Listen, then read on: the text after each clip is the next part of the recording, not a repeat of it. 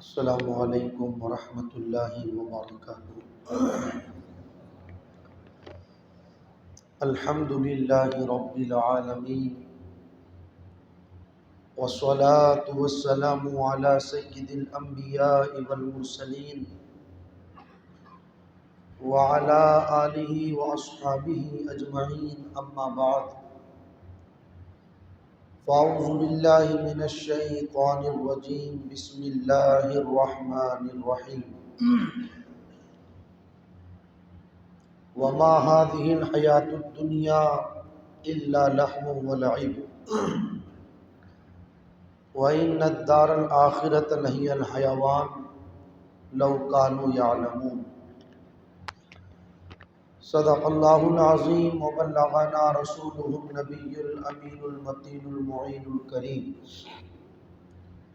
ونحن على ذلك لمن الشاہدین والشاکرین، والحمد للہ رب العالمین۔ آئیے سب سے پہلے ہم اور آپ مل کر انتہائی عقیدت و محبت کے ساتھ گنبد خضرا میں آرام فرمانے والے آقا حضور رحمت عالم نور مجسم دائی حلیمہ کے حلیم، امت کے غمخوار، ہم غریبوں کے غمگسار، نائب پروردگار جناب احمد مجتبیٰ محمد مصطفیٰ صلی اللہ تعالی علیہ وسلم کی بارگاہ مقدسہ میں درود و سلام کا تحفہ پیش کرے، پڑھے باواز بلند اللہم صلی علی سیدنا و مولانا محمد مبارک وسلم، صلاۃ و سلاما علیک یا رسول اللہ صلی اللہ تعالی علیہ وسلم۔ اللہ تعالیٰ کا بے پناہ احسان و کرم کہ اس کی خاص توفیق سے ہم اور آپ تمامی لوگ اس کے پاکیزہ گھر مسجد میں نماز جمعہ کی ادائیگی کے حوالے سے حاضر ہیں۔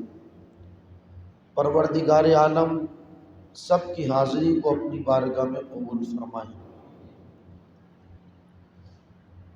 ربیع الاخر شریف کا یہ مبارک مہینہ ہمارے درمیان جلوہ فرما ہے، جسے 11ویں شریف کا مہینہ بھی کہا جاتا ہے۔ ویسے تو اگر پورا سال ہی ہم دیکھیں تو ہر مہینے کو کسی نہ کسی اللہ کے مقبول اور محبوب بندے سے نسبت ہے۔ اس ماہ مبارکہ میں جہاں سرکار غوث اعظم رضی اللہ تعالی عنہ کا ذکر خیر ہوتا ہے، آپ کی بارگاہ میں خراج پیش کیا جاتا ہے، وہیں دوسری طرف اسی ماہ مبارکہ کی 29 تاریخ کو سلطان الطارقین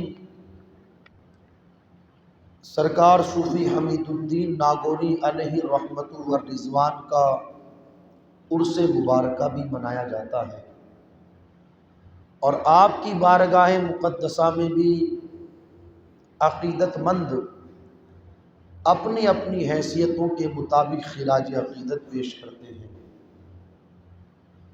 خطبہ مشرفہ کے بعد میں نے اللہ تبارک و تعالیٰ کے پاکیزہ کلام سے آیت کریمہ کی تلاوت کا شرف حاصل کیا۔ میں چاہوں گا کہ اس کے تناظر میں چند گزارشات آپ لوگوں تک پہنچانے کی کوشش کروں، اور اس آیت کریمہ کی روشنی میں سرکار صوفی صاحب علیہ رحمت و رضوان کی ہم مبارک زندگی کو دیکھیں گے کہ اگر اس آیت کریمہ کی ہمیں چلتی پھرتی کوئی تصویر نظر آتی ہے تو اس ذات کو سلطان الطارقین صوفی حمید الدین ناگوری کہا جاتا ہے۔ اللہ قرآن میں ارشاد فرماتا ہے وَمَا هَذِهِ الْحَيَاةُ الدُّنْيَا إِلَّا لَهْوٌ وَلَعِبٌ۔ لوگوں، یہ دنیا کی زندگی کھیل کود کی زندگی ہے. وَإِنَّ الدَّارَ الْآخِرَةَ لَهِيَ الْحَيَوَانُ، اور حقیقت میں زندگی تو آخرت کی زندگی ہے. لَوْ كَانُوا يَعْلَمُونَ، کاش کہ اس بات کو لوگ جان لیتے. ہم نے اور آپ نے اس آیت کریمہ کو صرف پڑھا اور سنا، مگر صحابہ نے، تابعین نے، تبع تابعین نے، بزرگان دین نے صرف آیت کریمہ کو پڑھا اور سنا ہی نہیں بلکہ اس کو سمجھا، اور سمجھ کر کے انہوں نے اس آیت کریمہ کو اپنی زندگیوں کے اندر اتارا. یہی وجہ ہے کہ جب قرآن نے فرمایا وَمَا هَذِهِ الْحَيَاةُ الدُّنْيَا إِلَّا لَهْوٌ وَلَعِبٌ، کہ دنیا کی زندگی یہ کھیل کود کی زندگی ہے، ختم ہو جانا ہے اس زندگی نے. اور حقیقت میں جو زندگی ہے وَإِنَّ الدَّارَ الْآخِرَةَ لَهِيَ الْحَيَوَانُ، وہ آخرت کی زندگی ہے. مگر اس کے باوجود بھی جبکہ قرآن نے فرما دیا، ایک دوسرے مقام پر ارشاد فرمایا متاع الدنیا قلیل، دنیا کا سامان بہت تھوڑا ہے.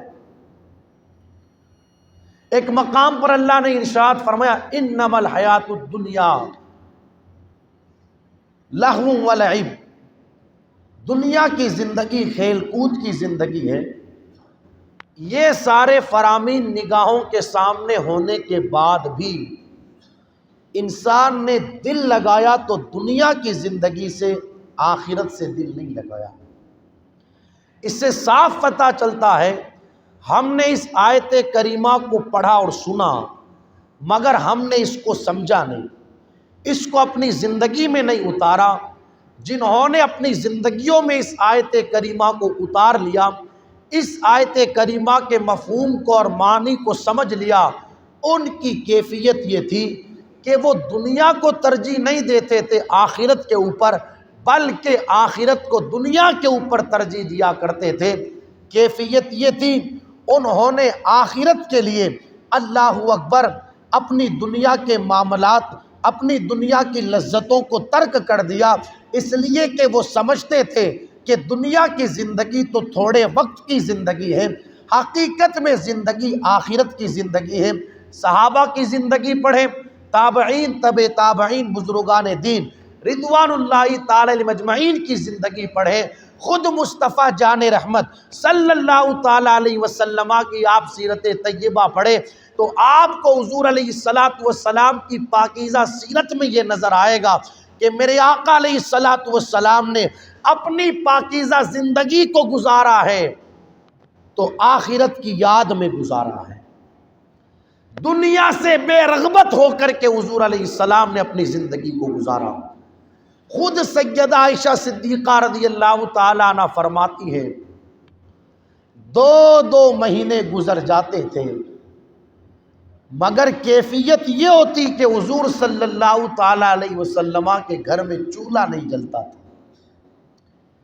پوچھا گیا کہ پھر گزارا کیسے ہوتا تھا تو فرمایا 2 سیاہ چیزوں پر، ایک پانی اور ایک کھجور، ان 2 چیزوں کے اوپر گزارا ہوتا تھا. سیدہ عائشہ صدیقہ رضی اللہ تعالیٰ عنہ فرماتی ہیں زندگی میں مسلسل 2 دن ایسے کبھی نہیں گزرے کہ حضور علیہ السلام کے دسترخوان پر سالن رہے ہوں. حالانکہ یہ نہیں کہ حضور علیہ السلام معاذ اللہ کوئی غریب تھے، کوئی مجبور تھے، ایسی بات نہیں تھی، بلکہ ان سے بڑا مالدار، ان سے بڑا دولت مند دنیا کے اندر کون ہوگا. بڑے مالدار تھے حضور علیہ السلام.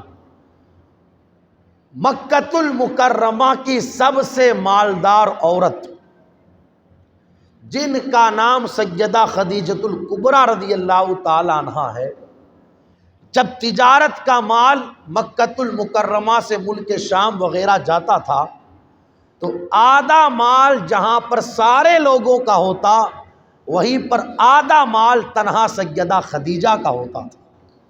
اتنی مالدار عورت سیدہ خدیجہ، وہ کون ہے؟ وہ حضور کی بیوی ہے۔ اب اس سے اندازہ لگائے کہ حضور علیہ السلام کتنے مالدار، اور یہ نہیں کہ سیدہ خدیجہ کے پاس مال تھا تو انہوں نے اپنے پاس ہی رکھا۔ ادھر نکاح ہوا، ابھی نکاح کو 2-4 دن بھی نہیں گزرنے پائے تھے کہ سارے بڑے بڑے مکہ کے سرداروں کو سیدہ خدیجہ نے جمع کیا، اور جمع کرنے کے بعد اپنا سارا مال لا کر کے حضور کے قدموں میں حاضر کر دیا، اور سارے لوگوں کو مخاطب کر کے کہا جس طرح خدیجہ حضور کی ہے، خدیجہ کا سارا مال بھی حضور کا ہے۔ بڑے مالدار تھے حضور علیہ السلام۔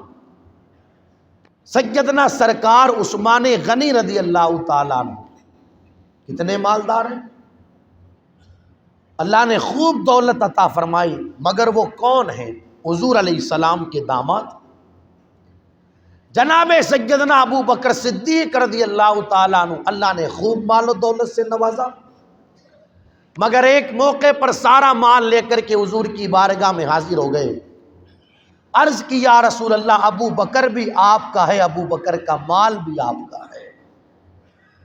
حضور علیہ السلام بڑے دولت مند تھے، لیکن پھر بھی آپ نے اپنی زندگی گزاری تو بڑی سادگی کے ساتھ گزاری، بڑی سادہ طبیعت کے ساتھ گزاری حضور علیہ السلام نے اپنی پاکیزہ زندگی۔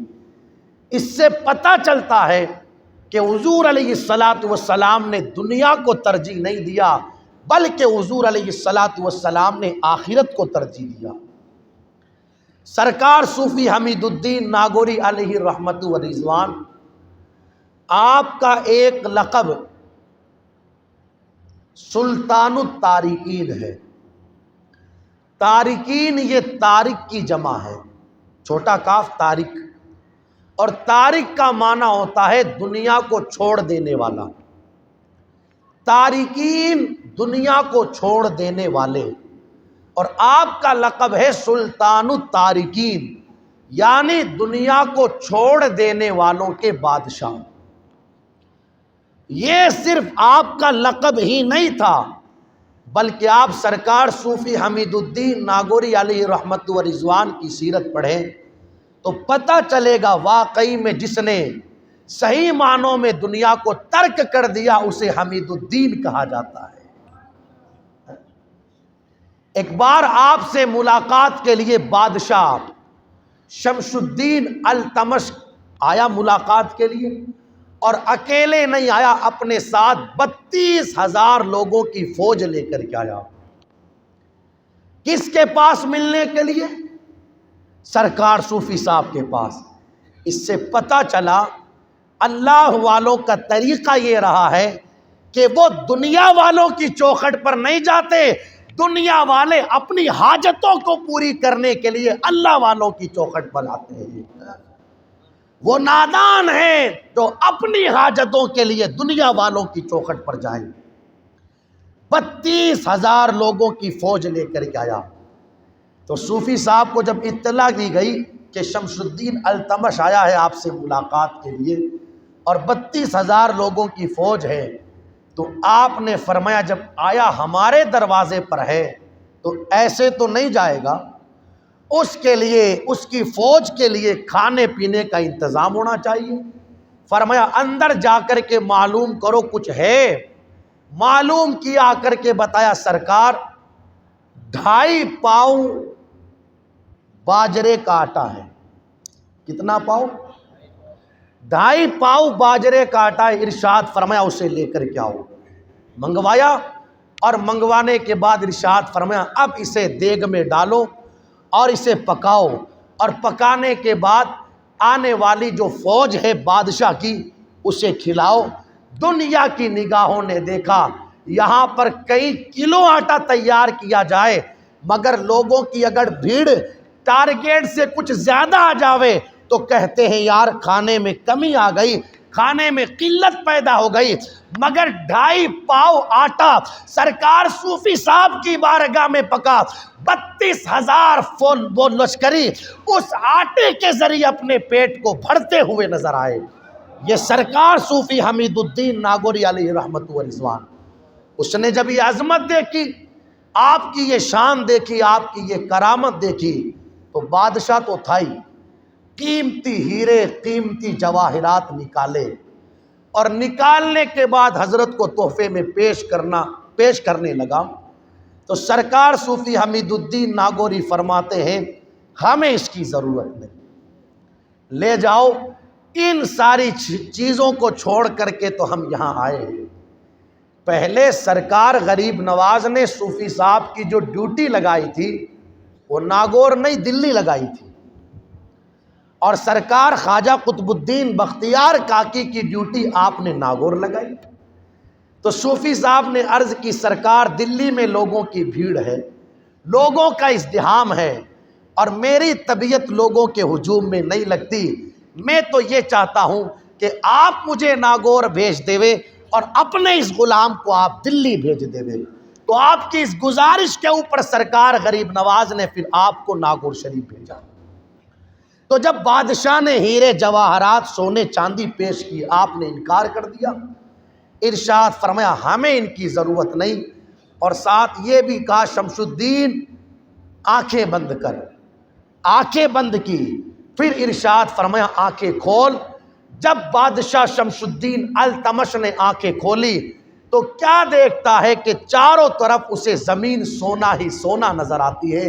ارشاد فرمایا ہمیں اس دنیا کی کوئی ضرورت نہیں، اللہ نے وہ مقام عطا کیا ہے، زمین کو ٹھوکر مار دیوے تو زمین سونا بن جاوے، مگر ان ساری چیزوں سے ہمیں کوئی غرض نہیں، ان ساری چیزوں سے ہمیں کوئی مطلب نہیں، ہم تو اپنی زندگی گزارتے ہیں آخرت کی یاد میں گزارتے ہیں۔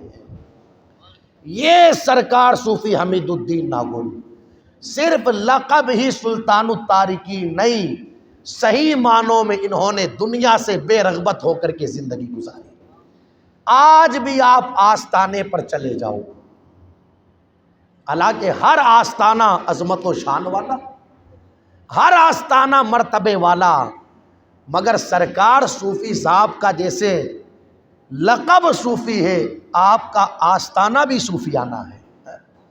نہ کوئی وہاں پر آپ کو گنبد ملے گا، نہ کوئی مینار ملے گا، کچھ نہیں، ایک مہندی کا ایک درخت ہے جس نے آپ کے آستانے کے اوپر سایہ کر رکھا ہے۔ ایک بادشاہ اور گزرا جس کا نام بادشاہ محمد تغلق تھا، اس نے یہ سوچا تھا یار میرے دل کی تمنا ہے کہ میں صوفی صاحب کے آستانے پر گنبد بناؤں۔ کیا بناؤں؟ گنبد بناؤں۔ یہ تمنا لے کر کے رات کو سویا، تو صبح میں جب اٹھا تو اس کے سینے پر ایک کاغذ کا ٹکڑا تھا، اور اس پر لکھا ہوا تھا قبہ آسماں و فرش زمین روضہ صوفی حمید الدین۔ اس پر لکھا تھا ہمارا گنبد بنانے کی ضرورت نہیں، ہمارا گنبد تو آسمان ہے، اور ہمارا فرش زمین ہے، اور یہی حمید الدین کا روضہ ہے۔ آپ کا صرف لقب ہی صوفی نہیں، زندگی بھی اس شان سے گزاری سرکار صوفی حمید الدین ناگوری علیہ رحمت و رضوان نے۔ اللہ تبارک و تعالیٰ نے بڑا اونچا مقام، بڑے اونچے مرتبے، بڑی اونچی شانیں اللہ تعالیٰ نے عطا فرمائی۔ اللہ والوں کی بارگاہوں سے یہ پیغام ملتا ہے، لوگوں کوشش یہ کیا کرو آخرت بہتر ہو جائے۔ دنیا کو بہتر بنانے کی تو ہر کوئی کوشش کرتا ہے، مگر کمال دنیا کو بہتر بنا لینا نہیں، کمال تو اپنی آخرت کو سنوار لینا ہے۔ مگر ایک چیز اور عرض کرتا چلوں، جس دنیا کو چھوڑ کر اللہ والوں نے اپنی زندگیوں کو گزارا، کوئی لینا دینا نہیں تھا ان کو دنیا داری سے، جس دنیا کو انہوں نے ترک کر دیا، آج وہی ساری چیزیں ان کے عرس کے موقع پر ان کے آستانوں پر نظر آتی ہیں۔ سمجھ رہے ہو آپ میری بات؟ بھائی ان کا لقب ہی سلطان التارکین ہے، دنیا کو ترک کر دینے والوں کے سلطان، اور آج لوگوں نے دنیا اٹھا کر کے ان کے آستانے پر پہنچائی۔ عرس کے موقع پر دیکھا ہوگا نا اللہ والوں کی بارگاہ میں، جبکہ لوگ سمجھ ہی نہیں پاتے کہ عرس کا مطلب کیا ہے، عرس کا مقصد کیا ہے۔ یہ جھولے، یہ کھیل کود، یہ گھومنا پھرنا، موج مستی کرنا، اسے عرس نہیں کہتے دوست۔ عرس کا مطلب تو یہ ہوتا ہے کہ جس تاریخ میں اللہ والے کا انتقال ہوا، اس تاریخ میں لوگ ان کی بارگاہ میں حاضر ہوں، قرآن پڑھیں، درود شریف پڑھیں، اور جو اوراد و وظائف بندے کو پڑھنے ہیں ان اوراد و وظائف کا ورد کریں، اور ان ساری چیزوں کا ثواب اللہ والے کی بارگاہ میں ایصال کر دے وے، ان کے وسیلے سے خدا کی بارگاہ میں دعا کرے، اسے عرس کہا جاتا ہے۔ اس کے علاوہ باقی جو چیزیں آپ کو نظر آتی ہیں سب دنیا داری ہے۔ آپ مجھے بتائیں عرس کی مبارک تاریخوں میں لوگوں نے اس طرح کا ماحول بنایا، جدھر دیکھو ادھر بے پردگی، جدھر دیکھو ادھر بے حیائی۔ جاتے ہیں ہمارے شہر سے بھی کئی سارے لوگ، کہاں جا رہے ہو صاحب؟ صوفی صاحب کے عرس میں جا رہے ہیں، اچھی بات ہے، جانا بھی چاہیے، مگر آپ جا تو رہے ہو، 2 دن وہاں لوگ رہ کر کے آئے، 1 دن وہاں لوگ رہ کر کے آئے، ان آنے والوں سے پوچھو، ایمانداری سے بتانا 24 گھنٹوں میں، 36 گھنٹوں میں، 12 گھنٹوں میں تم نے کتنا ٹائم صوفی صاحب کی بارگاہ میں گزارا؟ تو مشکل سے جواب ملے گا کہ 15 منٹ، 10 منٹ، 20 منٹ۔ اس کے علاوہ سارا کا سارا جو وقت گزرتا ہے وہ صرف کھیلنے کودنے کے اندر گزرتا ہے۔ یہ حالت ہے یا نہیں ہے؟ بھائی 15 منٹ ہی تو بیٹھا بندہ جا کر کے وہاں، کیا کیا اس نے؟ دعا مانگی 5 منٹ، جو یاد تھا وہ پڑھا اور بھاگا، اور پھر اس کے بعد جو سارا کا سارا وقت گزرتا ہے، کوئی جھولوں میں گھوم رہا ہے، کوئی بازاروں میں گھوم رہا ہے، کوئی کدھر تانکا جھانکی کر رہا ہے، ہوٹلوں میں بیٹھ کر کے بیڑیاں، سگریٹیں، تمباکو، یہ ساری چیزیں کی جاتی ہے۔ 2 دن گزار کر کے آ گئے جناب، کہاں جا کر کے آئے؟ عرس میں۔ اسے تو عرس نہیں کہتے دوست۔ ہونا تو یہ چاہیے تھا کہ جتنا زیادہ وقت تیرا اللہ والے کی بارگاہ میں گزر جاوے اتنا تیرے لیے بہتر تھا، وہاں بیٹھا رہتا یہ ارادہ لے کر کے کہ سرکار آپ کی بارگاہ سے لوگوں کی بگڑیاں بنتی ہے، میرا فلاں کام ہے، میں چاہتا ہوں کہ وہ کام بن جاوے، جب تک کام بنے گا نہیں یہاں سے ہٹوں گا نہیں۔ آپ یہ ارادہ لے کر کے بیٹھے تو صحیح، ان بارگاہوں سے آج بھی لوگوں کے دکھ دور ہوتے ہیں، ان بارگاہوں سے آج بھی لوگوں کی تکلیفیں دور ہوتی ہیں۔ شرط یہ ہے کوئی جانے والا صحیح ارادہ لے کر کے جائے، صحیح تمنا، صحیح مراد لے کر کے تو جائے۔ جاتے وقت ہی ہماری نیت یہ رہتی ہے کہ چلو یار مزہ آئے گا، گھومیں گے پھریں گے، موج مستی کریں گے، تو پھر موج مستی کر کے ہی آتے ہو، اپنی مرادیں پوری کروا کر کے نہیں آتے ہو۔ کاش کے دل میں یہ تمنا لے کر کے جاتے، جا رہے ہیں انشاءاللہ وہاں سے لوٹیں گے تو اپنی بگڑیاں بنوا کر کے لوٹیں گے۔ سرکار غریب نواز رضی اللہ تعالیٰ عنہ کی بارگاہ میں چند نابینا فقیر بیٹھے رہتے تھے، چند نابینا فقیر بیٹھے رہتے تھے، ان کا کام تھا صرف کمانا اور کھانا، ٹھیک؟ تو ایک مرتبہ غریب نواز کی بارگاہ میں بادشاہ اورنگزیب ان کا جانا ہوا، دیکھا کہ چند فقیر بیٹھے ہیں، پوچھا کیا کرتے ہو؟ کہتے ہیں کہ غریب نواز کی بارگاہ میں دعا کرتے ہیں تاکہ اللہ ان کے وسیلے سے ہمیں آنکھ دے دے۔ آپ نے ارشاد فرمایا میں حاضری لگا کر کے آتا ہوں، اگر آنکھ نہ ملی تو تمہاری گردن بھی اڑا دوں گا۔ یہ کہہ کر کے اندر گئے، اور جب فاتحہ پڑھ کر کے واپس آئے تو جتنے فقیر بیٹھے تھے ساروں کو آنکھیں مل چکی تھی۔ لوگوں نے بادشاہ سے کہا سرکار بات سمجھ میں نہ آئی، آخر بات کیا ہے کہ کئی مہینوں سے نابینا بیٹھنے والے آنکھیں اب تک نہ ملی، اب کیوں مل گئی؟ ارشاد فرماتے آج تک ان کا بیٹھنا صرف کھانے پینے کے لیے تھا، مگر آج صحیح معنوں میں انہوں نے دعا کی ہے دل سے، میں بعد میں باہر آیا ہوں، ان کو آنکھیں پہلے مل گئی ہے۔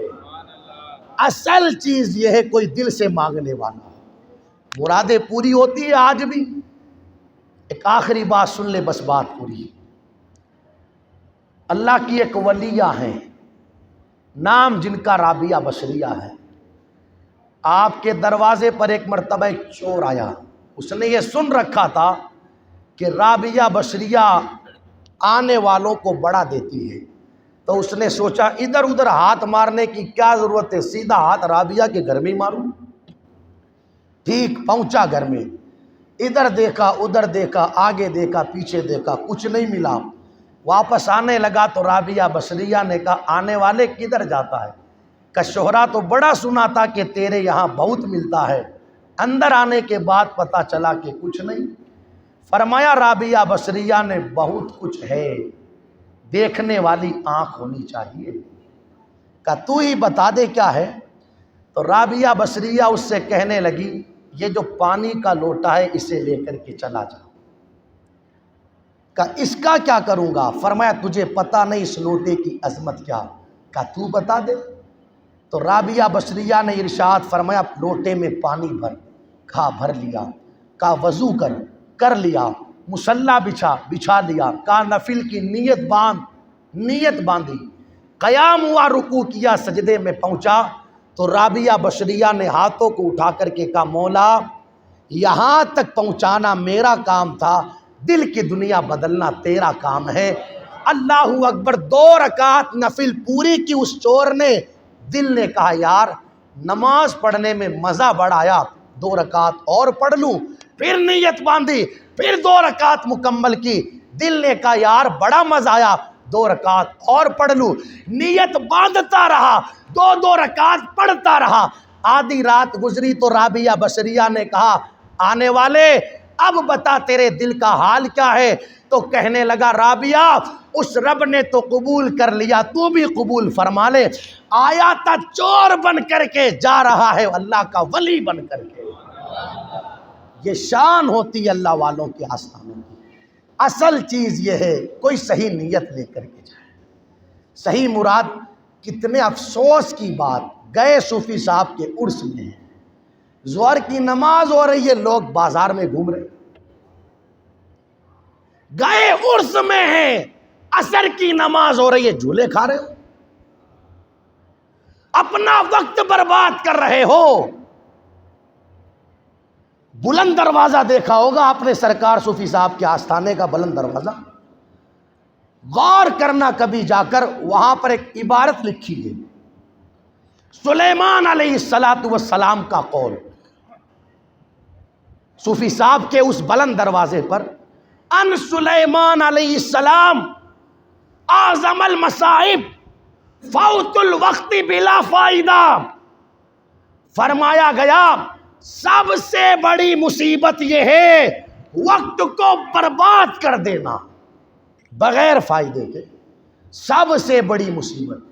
یار جن کے بلند دروازے پر یہ لکھا ہے، جہاں سے لوگ داخل ہوتے ہیں، گویا کہ دروازہ تمہیں یہ پیغام دے رہا ہے آنے والوں وقت کو برباد کر کے مت جانا، جتنا ہو سکے یہاں سے فیضان لوٹ کر کے جانا۔ دروازہ تمہیں یہ سبق دے رہا ہے، دروازہ۔ فرمایا وقت کو بغیر فائدے ضائع کر دینا یہ سب سے بڑی مصیبت ہے۔ خیر سمجھو ان باتوں کو، اللہ عمل کی توفیق دے وے۔ کلمہ شریف پڑھ لیں سارے لوگ، لا الہ الا اللہ محمد الرسول اللہ صلی اللہ علیہ وسلم.